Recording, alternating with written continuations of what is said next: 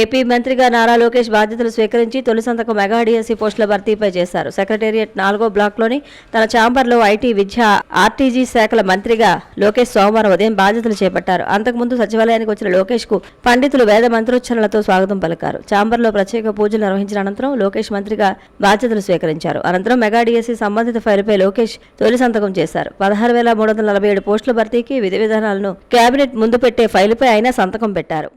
NDA కూటమి కొత్త ప్రభుత్వం కొలువు తీరిన తర్వాత తొలిసారిగా 18వ పార్లమెంట్ సమావేశాలు సోమవారం ప్రారంభమయ్యాయి. ఈ సమావేశాలు మంగళవారం కూడా కొనసాగనున్నాయి.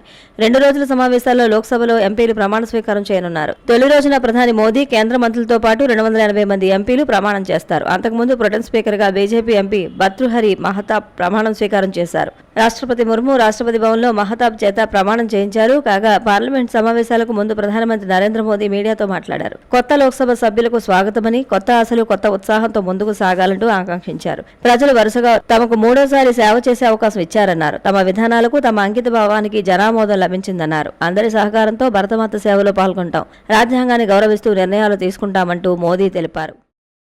కూటమి నేతృత్వంలో ప్రభుత్వం ఏర్పడిన తర్వాత తొలిసారిగా ఆంధ్రప్రదేశ్ కేబినెట్ సమావేశం సోమవారం ప్రారంభమైంది. తొలి సమావేశంపై ప్రజలలో ఆసక్తి నెలకొంది. వేలగపూడి సచివాలయంలో ముఖ్యమంత్రి చంద్రబాబు నాయుడు అధ్యక్షతన జరిగిన ఈ సమావేశంలో ఉప ముఖ్యమంత్రి పవన్ కళ్యాణ్, ఇతర మంత్రివర్గ సభ్యులు పాల్గొన్నారు. ఎన్నికల్లో ఇచ్చిన హామీ మేరకు ల్యాండ్ టైటిలింగ్ యాక్టు రద్దు, మెగా డిఎస్సీ, పెన్షన్లు 4,000కు పెంపు, అన్నా క్యాంటీన్ల పునరుద్ధరణ తదితర అంశాలపై కేబినెట్లో చర్చిస్తున్నారు. ఈ హామీలపై ఈ సమావేశంలో కీలక నిర్ణయాలు తీసుకోనున్నారు.